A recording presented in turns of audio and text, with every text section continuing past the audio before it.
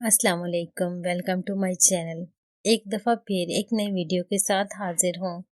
मैं और शीदा एक ही गांव के थे, इसलिए मैं शीदे के किरदार से वाकिफ था। शहजादी के जिस्म की तलब उसे हमेशा से ही रही थी। ये बात भी मैं पहले से ही जानता था।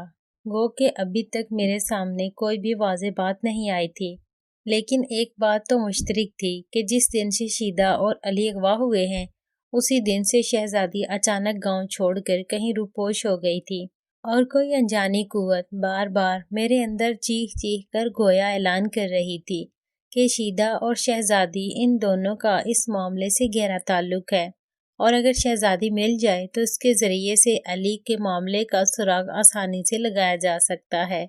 आखिर मैंने अकरम से मशवरा करके सबसे पहले शहजादी को ढूंढने का फैसला किया। एक बात जो हम सब ने ज़हन-नशीन कर ली थी वो ये थी कि हम तीनों के दरमियान होने वाली गुफ्तगू राज ही रहनी चाहिए। मामला इतना हसास था कि फिलहाल हमें हर कदम इंतहाई राजदारी और होशियारी से उठाना था, क्योंकि अगर चौधरी को पता चल जाता कि मैं और अकरम अली को ढूंढने के मिशन पर निकल खड़े हुए हैं तो वो अली की जान भी ले सकता था। जब तक हम अली को उसके चुंगल से निकाल ना लेते तब तक हमें हर कदम फूंक फूंक कर रखना था। अकरम को मैंने शकीला तक पैगाम पहुंचाने का काम सौंपा। उसने दूसरे ही दिन एक राब्ता कार के जरिए पैगाम पहुंचा दिया कि शकीला फिलहाल गांव का रुख ना ही करे तो बेहतर होगा, क्योंकि गांव के हालात अभी साजगार नहीं हैं। वैसे शकीला को पहले से ही इस सारे वाक़े की खबर हो चुकी थी। गांव की किसी सहेली ने उसे हालात से बाखबर कर दिया था। इस दौरान मैंने एक दो दोस्तों से रवायती से अंदाज में अली के बारे में सुनगुन लेने की कोशिश की, लेकिन कोई काम की खास बात मालूम नहीं हो सकी थी। आखिर मैंने महसूस किया कि अब तक मुझे इस मामले की सबसे बेहतरीन अंदर की खबरें टेडी ने दी थी। वो खबरें ऐसी हैं जिन पर हम काम करते तो शायद अली तक पहुंच जाते या फिर हमें उस तक पहुंचने का कोई रास्ता ही मिल जाता।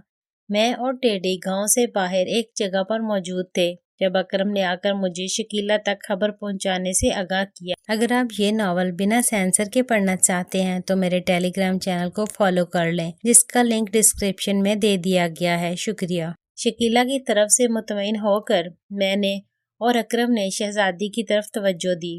टेडी को हमने गांव में ही छोड़ दिया था ताकि गांव के मामलात से वो हम दोनों को बराबर आगाह रखे और चौधरी की तरफ से कोई भी गैर मामूली सरगर्मी देखे या हया के हवाले से कोई बात मालूम हो तो फौरन हमको इत्तला करे। इसके अलावा मैंने उसके ज़िम्मे एक और काम भी लगा दिया था। उसने शकीला तक रसाई हासिल करके अली और हया के हवाले से अहम मालूमात लेना थी। आम हालात में तो शकीला शायद टेडी से इस हवाले से कभी भी बात ना करती, लेकिन अब हालात मुख्तलिफ थे और मुझे उम्मीद थी कि शकीला मामले की संगीनी का एहसास करते हुए टेडी को हया और अली के बारे में काफ़ी मालूमाती बातें बता देती। मैं और अकरम शहजादी के पीछे पीछे उसके नए ठिकाने पर पहुंच चुके थे। शहजादी की दानिस्त में उसका इंतहाई महफूज ठिकाना हमें आसानी से मालूम हो गया था। गांव में उसकी सबसे बेहतरीन सहेली से ये तमाम मालूमात टेडी ने एक दोस्त लड़के के तवस से हासिल कर ली थी। हम दोनों शहजादी के शहर पहुंच तो चुके थे, लेकिन उस तक पहुंचने के लिए हमारे पास कोई प्लान नहीं था। आखिर मैंने कुछ वक्त के लिए एक होटल का रुख किया। दरअसल मैं शहजादी पर भूंडे अंदाज में हाथ नहीं डलवाना चाहता था। मेरे पास वसाइल नहीं थे, फिर भी मेरी सोच ये थी कि मैं शहजादी को इस अंदाज से अपनी गिरफ्त में लाऊं कि हमें उसको लेकर इस शहर में गली गली भागना न पड़े। शहजादी से सवाल जवाब करने के लिए एक पुरसुकून गोशे का इंतजाम इंतहाई जरूरी था। इन सब बातों पर सोच विचार किए बगैर कोई हल निकलना नामुमकिन था। नहाने के बाद हम दोनों लेटे हुए थे कि अचानक मेरे जहन में एक ख्याल आया। मैंने फौरन अपने बॉस को फ़ोन किया। उस वक्त जबकि मुझे कोई रास्ता सुझाई नहीं दे रहा था, शायद बॉस ही कुछ कर पाता। मैं जानता था कि बॉस कराची से लेकर पेशावर तक कई ऐसे काम आसानी से करवा लेता था जो बज़ाहिर नामुमकिन नजर आते थे, और मेरा अंदाज़ा ठीक निकला।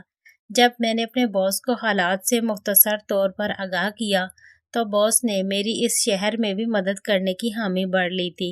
اس نے مجھے آدھے گھنٹے بعد اس شہر کے ایک تھانے میں پہنچنے کو کہا تھا۔ پتہ نہیں باس کس طرح سے میری مدد کرنے والا تھا، لیکن جب باس نے کہہ دیا تھا تو وہ میری مدد ضرور کرتا۔ اتنا تو میں جانتا ہی تھا، انسپیکٹر ہم سے تعاون کا وعدہ کر چکا تھا۔ تھانے کے انسپیکٹر کو اوپر سے کسی کا فون آیا تھا کہ فیروز نام کے آدمی کے ساتھ تعاون میں کوئی کسر نہیں رہنی چاہیے، چاہے معاملہ کوئی بھی کیوں نہ ہو۔ یقیناً یہ باس کے ذریعے سے ہی ہوا ہوگا۔ انسپیکٹر کو میں نے صاف صاف بتا دیا تھا کہ ایک گھر سے ایک لڑکی کو اٹھوانا ہے، تو اس نے کچھ سوچنے کے بعد ہمیں بھر لی۔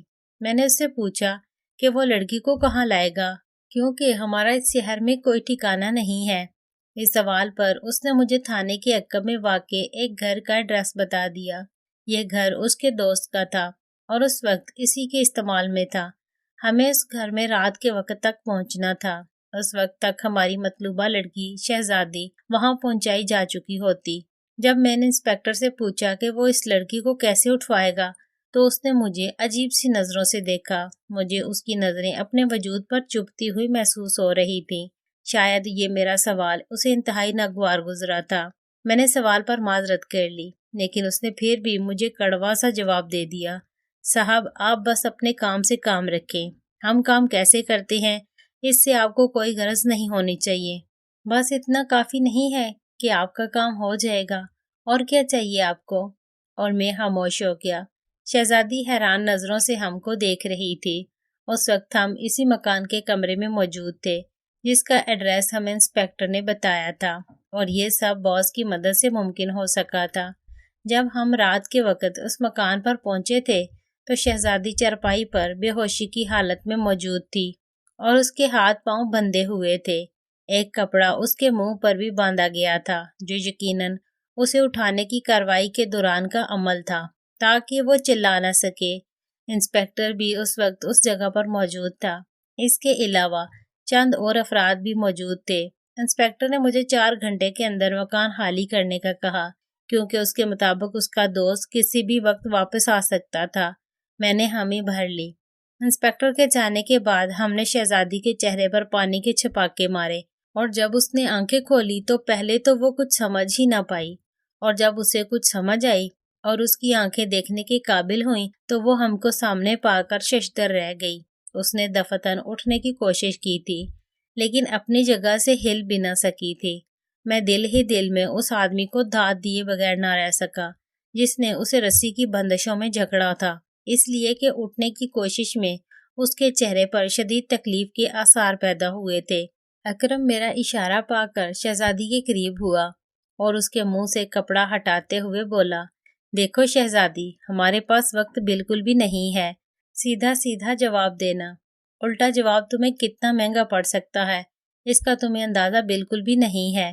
اس کے بعد اکرم نے ایک ذرا سے توقف کے بعد پہلے سے طے شدہ منصوبے کے مطابق اس کی آنکھوں میں جھانکتے ہوئے ایک دم سے سوال داغ دیا، علی کے اغوا کے بارے میں کیا جانتی ہو؟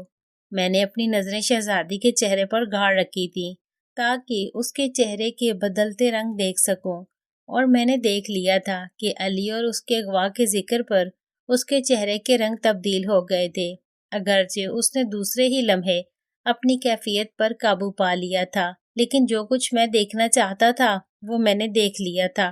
میرا شک درست نکلا۔